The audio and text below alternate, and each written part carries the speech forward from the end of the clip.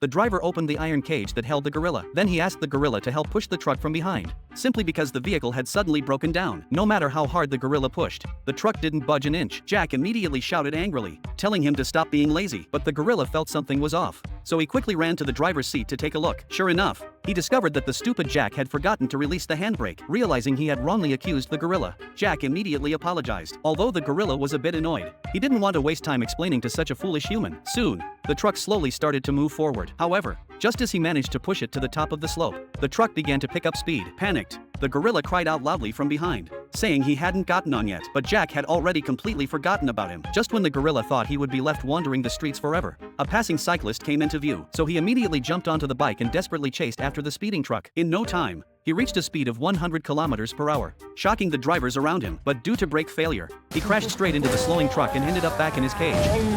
In fact, it was because the tire had suddenly blown out. But fortunately, Jack managed to bring the truck to a stop. He quickly grabbed a bunch of repair tools from the cab, but he completely ignored the Jack lying right next to him. Then he picked up a steel pipe and started working, sweating profusely, but all in vain. The gorilla was so frustrated he couldn't bear to watch how could someone be this dumb, so he gestured frantically, signaling that he could help. Jack understood what he meant but started laughing right away. However, seeing that the gorilla wasn't joking, he finally decided to let him try. To his surprise, the gorilla immediately rolled over the spare tire and got to work. Within moments, he easily removed the old tire. Then he skillfully fastened the screws. And finally, he actually replaced the new tire. Jack was completely dumbfounded. He thought the rest of the trip would be smooth sailing, but another accident was just around the corner.